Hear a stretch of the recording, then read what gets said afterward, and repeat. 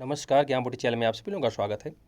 तो जैसा कि आप सबको पता है कि दिल्ली में अभी जनरल कैटेगरी के माध्यम से फॉर्म भरे गए थे नर्सरी, केजी और पहली क्लास के, और उनके फर्स्ट ड्रॉ, सेकेंड ड्रॉ निकल चुका और उनका लगभग एडमिशन प्रक्रिया भी खत्म हो चुकी। और आप लोग वेट कर रहे हैं दिल्ली में जो निःशुल्क शिक्षा प्राप्त करने के रजिस्ट्रेशन फॉर्म निकलते हैं कि आखिर 2024-25 सत्र में नर्सरी, केजी और पहली क्लास की निःशुल्क शिक्षा प्राप्त करने के लिए कौन फॉर्म भर सकता है, कौन फॉर्म नहीं भर सकता है, मतलब कौन एलिजिबल है फॉर्म भरने के लिए, कौन नहीं एलिजिबल। इसके बारे में जानकारी दूंगा आपको, क्योंकि ऐसे बहुत सारे कमेंट आते हैं कि सर मेरे बच्चे का डेट ऑफ बर्थ है, मैं फॉर्म फिल कर सकता हूँ या नहीं। मैं एससी कैटेगरी से हूँ तो मुझे इनकम सर्टिफिकेट बनवाना पड़ेगा या बिना इनकम सर्टिफिकेट से भी हो जाएगा। मैं ओबीसी सर्टिफिकेट से हूँ तो मेरे पास ओबीसी सर्टिफिकेट है, क्या मैं इनकम सर्टिफिकेट बनवाना पड़ेगा।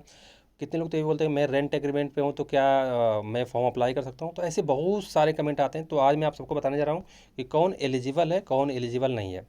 ये जानकारी जानने से पहले जो लोग चैनल पहली बार आए, चैनल को सब्सक्राइब कर दें। वीडियो अच्छी लगे तो इसे लाइक कर दें, शेयर करें, कमेंट करें, बताएं कि इन्फॉर्मेशन आपको कैसे लगे। और आपके मन में कोई कमेंट भी हो, आपके मन में प्रश्न हो तो कमेंट बॉक्स में कमेंट करना, उससे मैं आपको वीडियो दे दूंगा या तो उसका इन्फॉर्मेशन दे दूंगा आपको। तो सबसे पहले आपको बताना चाहता हूँ कि कौन एलिजिबल है। देखिए, जो DSC एंड सीट कैटेगरी के थ्रू फॉर्म भरे जाएंगे नर्सरी, केजी और पहली क्लास के 2024-25 सत्र में, इसमें वही लोग एलिजिबल हैं जो EWS कैटेगरी के अंतर्गत आते हैं, मतलब इकोनॉमिकली वीकर सेक्शन, जिनकी इनकम पूरी फैमिली को मिला दिया जाए तो साल भर में 1 लाख से कम हो, वो लोग एलिजिबल हैं। उनके पास इनकम सर्टिफिकेट होना मस्ट है, जरूरी। जो EWS कैटेगरी के अंतर्गत आते हैं उनकी बात कर रहा हूँ, ये लोग एलिजिबल हैं।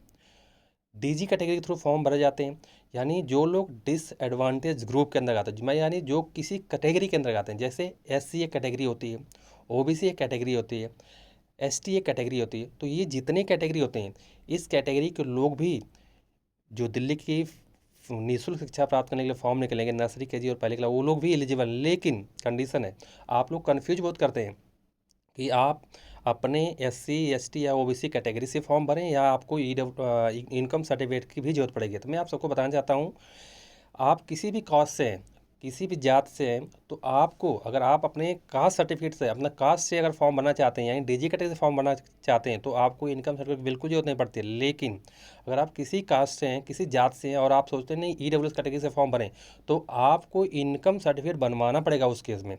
मतलब अगर आपके पास दो चांस है, देखिए अगर आप इनकम सर्टिफिकेट नहीं बनवा पा रहे हैं तो आप DG कैटेगरी से फॉर्म भर दीजिए, क्योंकि आपके पास कास्ट सर्टिफिकेट तो होगा ही होगा, और वो बच्चे का होना मैंडेटरी है। बहुत लोग कमेंट करके पूछ भी रहते हैं कि पापा का है, ब्रदर का है, तो क्या उनसे फॉर्म भर सकते हैं? नहीं, कास्ट सर्टिफिकेट बच्चे का भी होना मैंडेटरी है, बहुत ज़रूरी है पेरेंट्स के साथ साथ।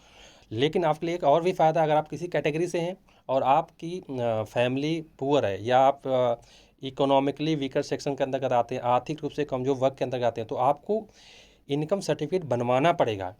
तो आप इनकम सर्टिफिकेट यानी EWS कैटेगरी के थ्रू भी फॉर्म भर सकते हैं। लेकिन अगर आप चाहें कि EWS से भी इनकम सर्टिफिकेट के थ्रू भी फॉर्म भरें और DG कैटेगरी के थ्रू फॉर्म भरें, तो नहीं, आप या तो DG कैटेगरी से फॉर्म भर सकते हैं या तो EWS कैटेगरी के थ्रू फॉर्म भर, आप एक ही कैटेगरी से फॉर्म भर सकते हैं। आप लोग बिल्कुल कन्फ्यूज मत होना। जो लोग DG कैटेगरी से अंतर्गत आते हैं, यानी SC, ST, OBC, उनको इनकम सर्टिफिकेट की जरूरत बिल्कुल भी नहीं पड़ती है। लेकिन अगर आप EWS कैटेगरी के थ्रू ही फॉर्म भरना चाहते हैं तो आपको इनकम सर्टिफिकेट बनवाना पड़ेगा। तो आई थिंक आप सबको समझ में आएगा। जिनके पास सभी रिक्वायर्ड डॉक्यूमेंट्स होते हैं, जैसे बर्थ सर्टिफिकेट, बच्चे का पासपोर्ट साइज फ़ोटोग्राफ, आधार कार्ड, कास्ट सर्टिफिकेट और रेजिडेंशियल प्रूफ, ये सारे अगर आपके पास डॉक्यूमेंट है तभी आप एलिजिबल हैं, नहीं तो आप नहीं फॉर्म फिल कर सकते हैं। और ये सारे बर्थ सर्टिफिकेट को छोड़ के सारे डॉक्यूमेंट दिल्ली का होना चाहिए।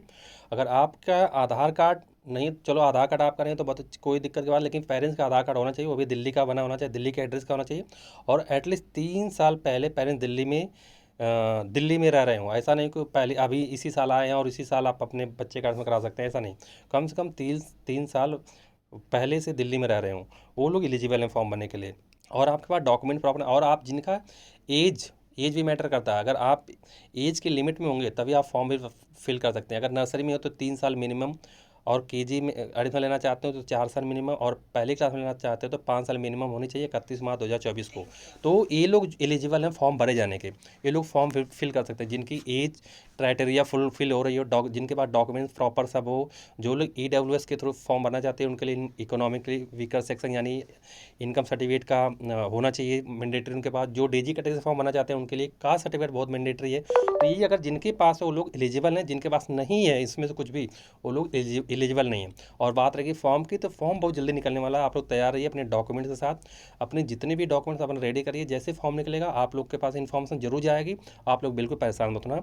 और इसके अलावा अगर कोई प्रश्न आपके मन में है तो कमेंट बॉक्स में कमेंट करना, उसका जवाब दूंगा। तब तक के लिए thanks to all and all the best.